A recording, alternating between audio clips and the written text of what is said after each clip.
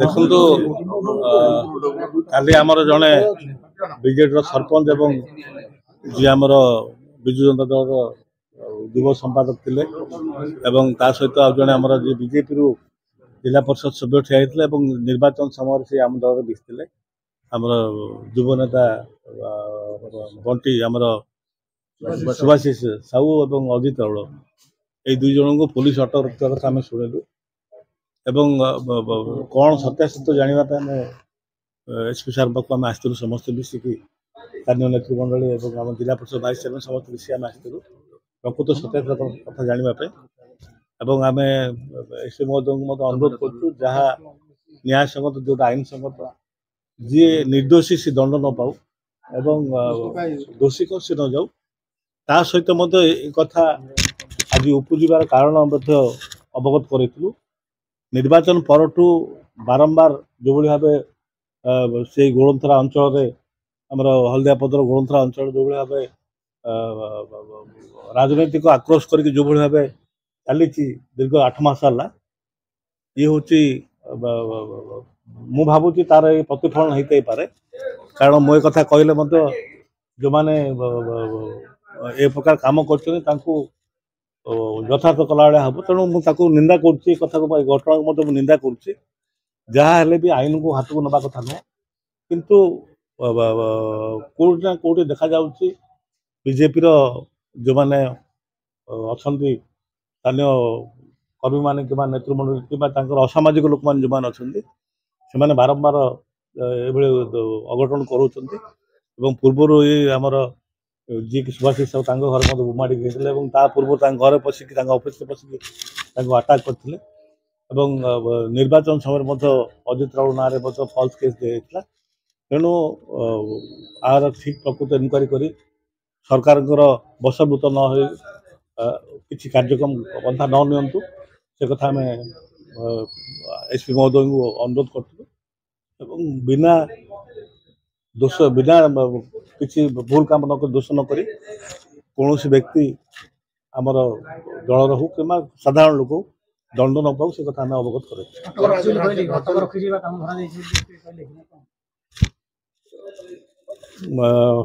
ସେ କଥା ତ ମୁଁ ଆପଣଙ୍କ ପାଖରେ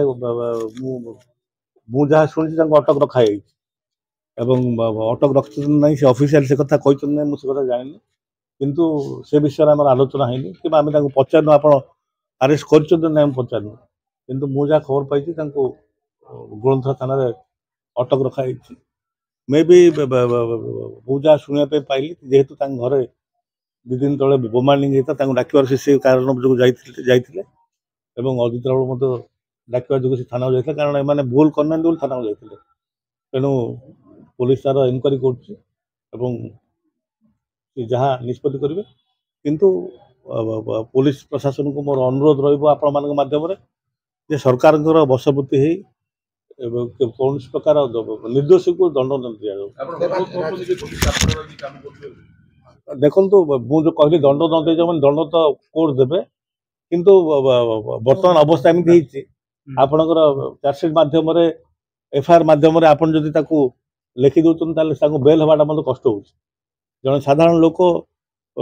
ଜେଲକୁ ଗଲା ମାନେ ସେ ଦୋଷୀ ସାବ୍ୟସ୍ତ ହେଲା ଭଳିଆ ହେଇଯାଉଛି ବର୍ତ୍ତମାନ ଆମର ନ୍ୟାୟିକ ଅବସ୍ଥା ଯାହା ରହିଛି ତେଣୁ ପ୍ରଥମତଃ ପ୍ରିଲିମିନାରୀ ଡ୍ୟୁଟି ରହୁଛି ପୋଲିସ ପ୍ରଶାସନ ଯାହା ଲେଖିକି ଦେବେ କିମ୍ବା ଯେଉଁ କହନ୍ତି ଚାର୍ଜସିଟ୍ ଦେବେ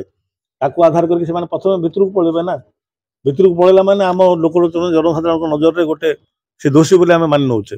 ତେଣୁ ସେଭଳି କିଛି ଘଟଣା ନ ଘଟୁ ସେ କଥା ଆମେ ଅନୁରୋଧ କରିଥିଲୁ କାରଣ ସମସ୍ତ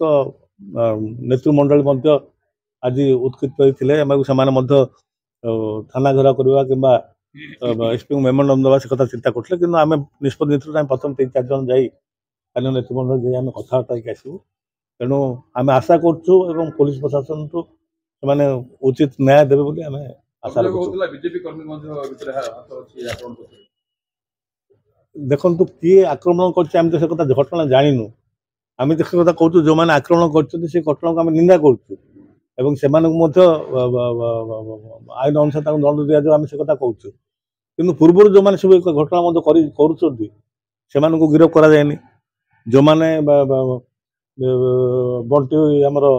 ସୁଭାଷିଷ ସାହୁଙ୍କ ଘରେ ବୋମାଳିଙ୍ଗ ଅଛି, ତାଙ୍କୁ ପିଆର ବଣ୍ଡରେ ଛାଡ଼ି ଦିଆଯାଇଛି। ସେତେବେଳେ ଅବଶ୍ୟ ଆମର ବର୍ତ୍ତମାନର ଏସ୍ପି ମଧ୍ୟ ନଥିଲେ,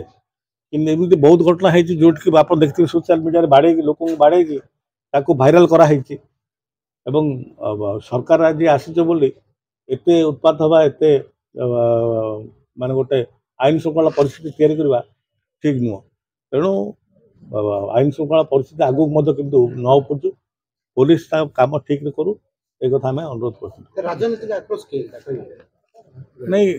ଆଜ୍ଞା, ଦେଖନ୍ତୁ କିଏ କାହାକୁ ମାରିବ ଏଇଟା ରାଜନୈତିକ ଆକ୍ରୋଶ କେମିତି ହେବ? କିନ୍ତୁ ସୁଭାଷିଷ ସାହୁଙ୍କ ଘରେ ଯେଉଁଟା ପଶିଥିଲେ ସେଇଟା ରାଜନୈତିକ ଆକ୍ରୋଶ। ବର୍ତ୍ତମାନ ଯେଉଁମାନଙ୍କୁ ମାଡ଼ ଖାଇଛନ୍ତି ମୁଁ ସେମାନଙ୍କୁ କିଏ ବି ଜାଣିନି, କିଏ ମାରିଛନ୍ତି ସେମାନଙ୍କୁ ମୁଁ ଜାଣିନି, କିନ୍ତୁ ଏ ଘଟଣାକୁ ମୁଁ ନିନ୍ଦା କରୁଛି। କୌଣସି ପ୍ରକାର ମଧ୍ୟ ଆଇନକୁ ହାତକୁ ନେବା କଥା ନୁହଁ। ମୁଁ ବାରମ୍ବାର ଏ କଥାକୁ ଦୃଢ଼ତାର ସହିତ କହୁଛି, ମୁଁ ଆକୁ ଘଟଣାକୁ ନିନ୍ଦା କରୁଛି, କିନ୍ତୁ ଆକୁ ରାଜନୈତିକ ଆକ୍ରୋଶ ବୋଲି ମୁଁ କହିପାରିବି ନାହିଁ। କିନ୍ତୁ ଯେଉଁଠି କାଲି ଆମେ ଶୁଣିବା ପାଇଁ ପାଉଛୁ ସ୍ଥାନୀୟ ଯିଏ ବିଧାୟକ ଅଛନ୍ତି, ଯିଏ ବର୍ତ୍ତମାନ ମନ୍ତ୍ରୀ ଅଛନ୍ତି, ସିଏ ଆସିବା ଦ୍ୱାରା ଆମ ଭିତରେ ଗୋଟେ ଗୁଞ୍ଜରଣ ସୃଷ୍ଟି ହେଉଛି। ସିଏ ପ୍ରେସର କରିକି କାଳେ ଏମାନଙ୍କ ନାଁରେ ମିଥ୍ୟା କେସ୍ ଲଗାଉନାହାନ୍ତି ତ, ପୋଲିସକୁ ପ୍ରଭାବିତ କରୁନାହାନ୍ତି ତ, ସେ କଥାଟି ମନ ଭିତରେ ସନ୍ଦେହ ଆସୁଛି। ତେଣୁ ଅପୋଜିସନ୍ ହିସାବରେ ଏବଂ ଆମର ଯେହେତୁ ସେମାନେ ଆମର ପିଲାମାନେ, ତେଣୁ ତାଙ୍କୁ ପ୍ରତି କିଛି ଅନ୍ୟାୟ ନ ହେଉ ସେଥିପାଇଁ ଆମେ ସମସ୍ତେ ମିଳିତ ଭାବେ ଆସିଥିଲୁ ଅନୁରୋଧ କରିବା ପାଇଁ ଯେ ପ୍ରକୃତ ଯାଞ୍ଚ କରାଯାଉ, ପ୍ରକୃତ ଯାଞ୍ଚ କରିକି ତାର ଉଚିତ ପଦକ୍ଷେପ ନିଆଯାଉ।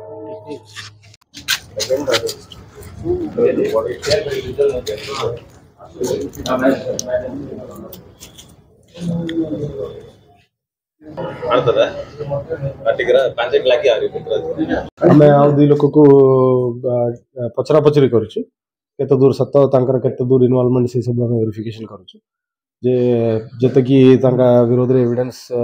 କିଛି ଏବେ ଆସୁଛି ତାକୁ ନେଇକି ଆମେ ଆଉ ଆଗକୁ କାର୍ଯ୍ୟାନୁଷ୍ଠାନ କରିବୁ। ଯାହା ଅଗେନଷ୍ଟରେ ଯୋଉ ବୁଲ ବାହାରିବ ସେ ଅନୁଯାୟୀ ତା ଉପରେ କାର୍ଯ୍ୟାନୁଷ୍ଠାନ ନିଶ୍ଚୟ। ତଦନ୍ତରେ ଯାହା ଜଣାପଡ଼ିଛି ସେ ସ୍ପାଟରେ 4 ଲୋକ ଥିଲେ, 2ଟା ବାଇକରେ ଆସିଥିଲେ, 3 ଲୋକ ସେ ହାଣାହାଣି କରୁଛନ୍ତି। ସେ ହାଣାହାଣି ପରେ ଯେଉଁମାନେ 3 ଲୋକ କରୁଥିଲେ ସେମାନଙ୍କୁ ଆମେ 24 ଘଣ୍ଟା ଭିତରେ, ତାଙ୍କୁ 12 ଘଣ୍ଟା ଭିତରେ ତାଙ୍କୁ ଧରିଦେଲୁ ପୋଲିସ। ତାପରେ ଯିଏ ବାଇକରେ ଜଣେ ଆସିଥିଲା ସେ ବର୍ତ୍ତମାନ ସୁଦ୍ଧା ସେ ଫେରାର ଅଛି, ତାକୁ ଏବେ ବି ଆମେ ଖୋଜୁଛୁ। ଆଉ ଯେଉଁ ଲୋକ ତା ପଛରେ ତାଙ୍କର କିଛି ଇନଭଲଭମେଣ୍ଟ ଆମକୁ ଏଭିଡେନ୍ସ ଯେହେତୁ ଆସିଲା, ସେମାନଙ୍କୁ ଆମେ ବର୍ତ୍ତମାନ ପଚରାପଚରି କରୁଛୁ। ଆହୁରି ବି ଆମେ ତଦନ୍ତ ଏବେ କଣ୍ଟିନ୍ୟୁସଲି କରୁଛୁ। ଯେଉଁ ବିଶେଷରେ ଯେତେ ଦୂର ଆମକୁ ଏଭିଡେନ୍ସ ମିଳିବ ସେ ଅନୁଯାୟୀ କାର୍ଯ୍ୟାନୁଷ୍ଠାନ କରିବ।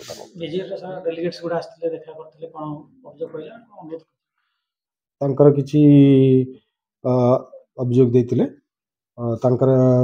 ଗୋଟେ ଏଫଆଇଆର ଯେଉଁଟା ବାମମାଡ଼ିରେ ହେଇଛି ସେ ବିଷୟରେ ବି ସେମାନେ କହୁଥିଲେ। ଆମେ ସେ ବିଷୟରେ ବି କିଛି ସିସିଟିଭି ତଥ୍ୟ ପାଇଛୁ, ସେଟା ବି ଆମେ ତଦନ୍ତ କରୁଛୁ। ସେ ବିଷୟରେ ବି ଯାହା ଇନଭଲ୍ଭ ଅଛି ଆମେ ଖୁବ୍ ଶୀଘ୍ର ତାକୁ ବି ଆଇଡେଣ୍ଟିଫାଇ କରିବୁ, ତା ଉପରେ ବି କାର୍ଯ୍ୟାନୁଷ୍ଠାନ କରିବୁ।